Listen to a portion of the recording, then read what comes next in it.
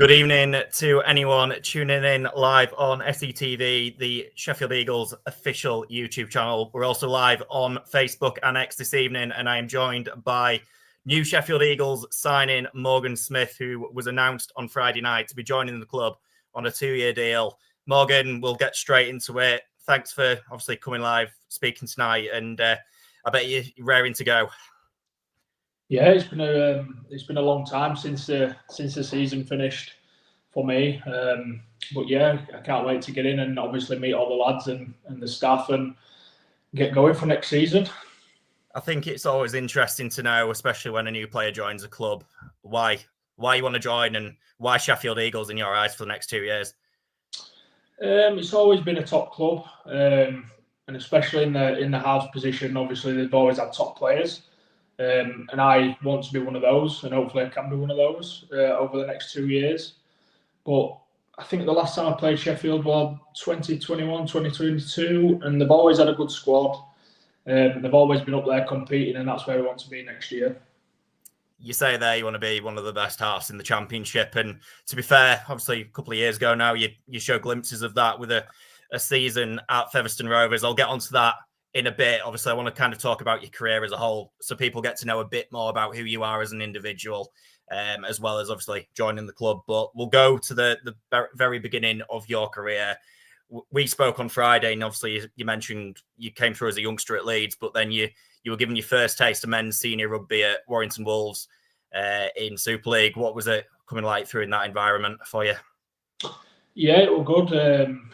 I moved to Warrington for the academy when I was 16. And I didn't actually go full time until like 18, 19 because I was still doing my A levels. So I was still at home in West Yorkshire and travelling.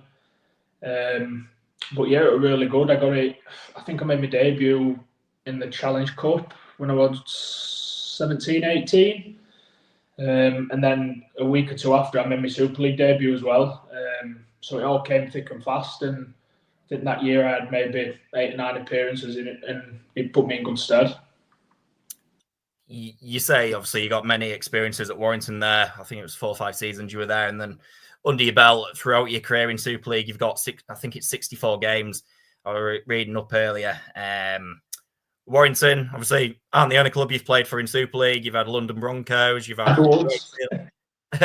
Wakefield, Trinity, and obviously last season you spent a spell with Hull FC. We'll come through. Obviously, we've started to touch upon Warrington there. With the other clubs you've faced, obviously not faced, but you've been a part of in Super League.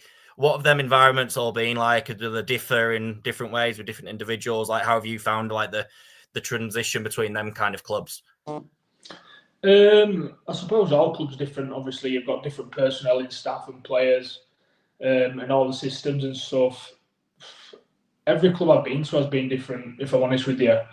That ranges in the intensity and what you do on the field, and obviously it depends how you train and stuff like that. But yeah, I don't think one club's the same. The one that stands out for me is probably London. That was something totally different. The other clubs are quite similar, have a similar dynamic, but with London, because you're down there and there's a lot of lads from up north, you kind of live in each other's pockets, do everything together, training after training, and that's one big thing I enjoyed about that. London was quite a unique, probably, experience for yourself because obviously the club went back up into Super League. And did you expect to obviously win many games that year? Like, how did you approach the season coming into it? I think we didn't have in his mind that we could get beat. We just wanted to have fun first and foremost. We knew what we had, what we had to work with, and we just attacked every game like it was winnable. We were always underdog every week, and I think we surprised quite a few teams. And I think the points we finished on, we were unlucky to be relegated on. So that year, obviously at London, following on from that, you did have a year with York Knights, an experience. Obviously, you'd missed that season through injury, and obviously it's frustrating. Obviously, going through a situation like that, but On a personal level for you, how did you find that year from start to finish, really, having not been able to actually play a game for the club? Yeah, so for context, I think it got to around late January, a couple of weeks before first friendly anyway, and I ruptured my ACL in training, so that put me out for a full year basically. So for me, it was just a full year rehab, gym, trying to get back fit, and I think I got to a point where I could probably push to play, but with the way the season went on, and where we were in the table and what we're left to play for, it probably won't worth the risk for me personally, because obviously the risk of injury is high with ACLs, especially if you come back around that 6-7 month mark. So yeah, going back to your question, it were quite tough. A lot of work in isolation, to be honest with you. Obviously, gym sessions and running and rehab by myself. To be honest, there was no other player in my position with that injury. So yeah, just a lot of work on my own with the support from a couple of staff. I think it was kind of a really weird time for everyone, wasn't it? Obviously, 2020 was COVID season, and then the start of the 2021 season as well. It was kind of similar surroundings. So how did you as a player adapt to them, obviously with the contact rules and stuff like that were in place at the time? What, through COVID? Yes. It's a long time ago, that, to be honest with you. Obviously there was social distancing and testing. I think for the championship, the season got disbanded when we dropped down with London. They just called it off completely. So I don't think I played in maybe 2.5 years. I didn't play a game of rugby. So even though I'm 26 and I've been around since 17, 18, I've missed 2 full seasons really. So yeah, I think it was a tough time for everybody, spectators included, and all the clubs suffered. But obviously, everyone's got through it. Touch wood, for the better, really. I think what you just say there is quite spectacular. Sorry, obviously, you had that time out of rugby, and then you come back into it with Featherstone Rovers in 2022, and you hit the ground running. I think it was 30 appearances, 22 tries, and obviously you were a big instrumental part in what they wanted to achieve that year, weren't you? Yeah, I think so. Going into that season, I didn't really have any expectation. I can remember I was still coming in the off season with that transition from York to Fev. I was still rehabbing by myself. I was just running up and down Post Office Road field like with S&C. So I was trying to get back fit so I could fully train really, and then just try and snag a spot. And way it went, I had a decent pre-season and started first game, and it just went on from there really. And as I say, like you were top 2, you were competing up the top of the table with Lee, so you must have had a really fierce rivalry that year. Yeah, I think it was round 2 or 3 at home. We played them on a Friday night, something like that. Weather was miserable, and we beat them, and we had a really good game. And obviously, his tails were up then, but I think his next encounter or two, they put a decent number on us, and they had a really good squad that year. And obviously rivalries between the fans as well. That were a big one. And then we ended up playing them in the 1895 final, and that was a really good experience. It was my first final I played in. I've been in around and involved in a few squads with grand finals and Challenge Cup finals and things like that. But yeah, that was a really good experience. So moving on from Featherstone, it was just the single year you had there, and then obviously the move to go back to Super League where Wakefield Trinity came for yourself. How did that move, first of all, come about, and how did you feel about making that step back up? Yeah, I think it got to that time of year where obviously your contract's up, your contract's coming up, and you kind of just having a look to see what's out there, and Wakefield had a new head coach, Mark Applegarth. And he gave me the opportunity, really. I think Michael Carter was there at that point as well. And they said, look, there's an opportunity for you here. And if you want it, you can come in and train and try and push for a spot. It's kind of similar to what I did at Featherstone. So that's what I did. And that year I played a fair few number of games. And it were another for me, it was my toughest season up to that date. Obviously, we were bottom at table, didn't win many games. but off the field with the squad we had, the lads, it was really good. So I enjoyed that aspect of it. But obviously, you don't like losing. You don't want to lose many games as a player. Yeah, obviously you want to. Obviously, Morgan's disappeared. There he is.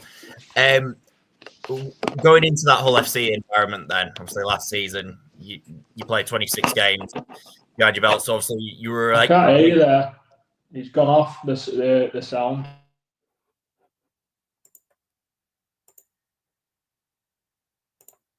Oh, he's muted himself. Have you got me now? Yeah, someone. I think someone's playing. I think someone's playing a game here. I think you muted yourself. We're getting some no caller IDs. Moving on to LFC, 26 games in Super League again last year for them. So obviously you're going into a new club environment. And to be fair, when we spoke on Friday in person, did you expect to play as many games in that halfback role as you expected when you first went in there? No, to be fair, I met up with Tony Smith before I went, and my role was going to be really that 14 off the bench, covering 9 mainly, and then half when needed, which I was happy to play. Obviously, I wanted to keep playing Super League, and I'd played that hooking role before under Tony at Warrington, so I'm comfortable in doing that. And then the way it worked out come the season, I would basically the main half thrown in at deep end, and that kind of lasted all season really, which I'm grateful for, because it was a good experience for me, trying to manage a team in that kind of, I don't know, situation that we were in, but it was tough at the same time. Obviously they have a big fan base, and sometimes you can get a lot of negativity, rightly so, if you're not playing well enough as an individual or a squad. And for most of the season, that was the case. Oh, he's gone again. Yeah, somebody's playing a game. No caller ID, because I've just had the exact same thing. Yeah. But yeah, going back to what I was saying, overall it was a really good experience. I'm grateful for the opportunity to have stayed full time and play Super League and get more appearances on the belt. But yeah, it were another tough one, back-to-back seasons where we're at bottom of league, not winning many games. But yeah, you can only make you stronger, really. 2 questions on the points you've just made there. I think the first one, obviously, you mentioned the being in around the bottom of Super League. What kind of experiences have you taken out of them, as you say, different environments, like to try and help benefit you as a player? Probably just to try and stick in it. You can get lost in it, really. Obviously, when you're losing every week, because like I say, the negativity levels are high, and there's not much to get up and get out of bed for. But you just have to keep going and improving and try and work your way out of it. And you can only do that as a squad and when you're together, really. So yeah, probably for me, you just learn everything's not a straight line. Like, you have your ups and downs, and for the past 2 years, unfortunately for me, I've had more downs than ups. But hopefully next season we can have a lot of highs and win some games. So the other thing I want to ask you, while we're just talking about Tony Smith, you mentioned that he played you at half and obviously hooker. Have you always been like a half, or what was your original position? Sorry, when you did come out starting out at rugby. Originally, I played loose forward, coming through the amateur, and then I transitioned to half in the under-16s. That was still an amateur at Stanley Rangers.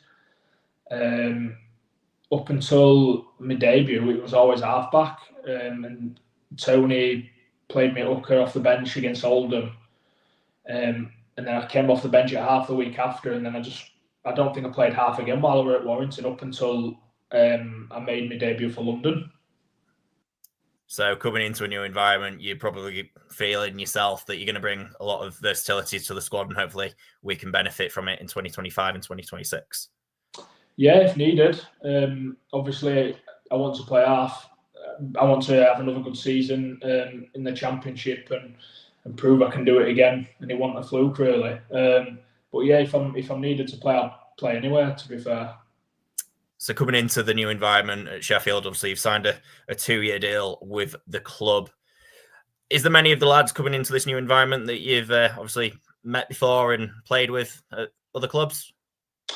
Yeah, I've played with a couple of lads, Eddie, Batty, Corey. They were at London. Even though I think we might have played 2 games together, me and Corey, and that was the COVID season. I was at York with Bish. Obviously, I didn't play with him, so that'll be a new one for me. And I met a couple of boys the other day. We've got us little bus group already from Cass, so there's a few new lads in there, and then some of the oldies. So yeah, we had a little coffee the other day and a catch up. Do you think, obviously you mentioned there, Corey, for example, do you feel coming into this environment, you kind of know him already, that you'll be able to develop a really, really good understanding between the pair of you this year on the pitch? Yeah, definitely. I think we could complement each other. I think he had a good season last year, and obviously losing a half who he's built a relationship with him. Hopefully, I can just slot in there nicely and take that place and have a good partnership throughout the year. And obviously, Anthony Thackeray's retired at the end of the season. Obviously, he's been with the club for 6 years, so big shoes to fill. But is it one that you're raring to go and obviously come in and show everyone what you can do? Yeah, like I say, he's been a great player for many years, and hopefully I can, put some performances in that match those and exceed those as well. That's all. I don't feel any pressure whatsoever. I just want to play my game, and I know I can do it from the season I did previously. Just looking through some of the questions that people have obviously submitted. Obviously, we've asked you why you wanted to come here. We've asked you who you know and stuff like that. For you personally, obviously, team goals as well. What do you want to achieve on field and off field this year? Personally, I'd just like to emulate that season I had at Featherstone, really. Whether that's tries, assists, I just want to try and be that best half in the league. And following on from that, hopefully the team plays well and we push for that top 4, top 2 spot and including the cup competitions as well. The Challenge Cup, 1895, you just want to get, as a player, you want to get as far as you can in those as well.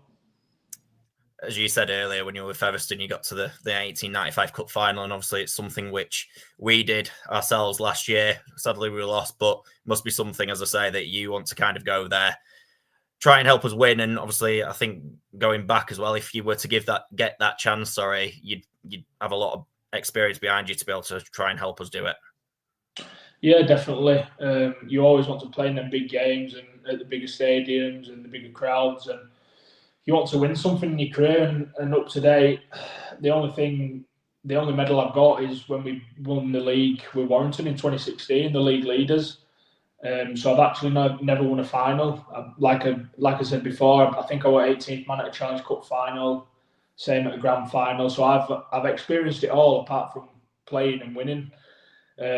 So hopefully that's something we can do next season. And I can tick that off my list. I'm intrigued as a player perspective. Who do you see as like the main competitors at the top of the championship next season? Oh, good question. I think there's a few teams building really good squads. Featherstone, they've made some good signings. Toulouse will be up there again. Oldham's, the new boys coming in, they've got a really good squad. So I think it'll be really competitive again, and we'll be up there and competing with those. Some new grounds and obviously some new teams for you to face as well. So you must be looking forward to the different challenges that obviously lie ahead of 2025 for yourself. Yeah, definitely. I don't even think I've played Toulouse away up to this point. So that'll be a new experience for me, obviously, if selected and playing well. It's always good going back down to London and seeing old faces and friends. So yeah, I'm looking forward to it. And Featherstone, how much are you looking forward to going back there? It'll be a local one for you, won't it? Yeah, it'll be a good one. There'll be many people in crowd heckling me and giving me a bit of jib, but now I'll be looking forward to that one. And to be fair, I'll just kind of nicely wrap this up. Obviously, thank you for coming tonight, Morgan, and speaking live. Is there anything you want to obviously say to the fans ahead of the new season? Just get down and support the boys. Obviously, I saw a tweet the other day. I think it was the season ticket sales are up 30% in comparison to last season, and we want that number to keep rising. As a player, you just love playing in front of bigger crowds, and it just wants you to up your game even more and put that performance in. So yeah, up to now, thank you for your support, but there can always be more. Lovely stuff. Thank you very much, Morgan. And thanks to everyone tuning in this evening to watch. Just to reiterate, the season tickets still on sale. The early bird window is still live, and it will be until this Saturday for anyone wanting to renew their seat from last season. So make sure you get in there and see the Eagles in 2025. But yeah, thank you very much for all tuning in, and we will see you very, very soon. See you later.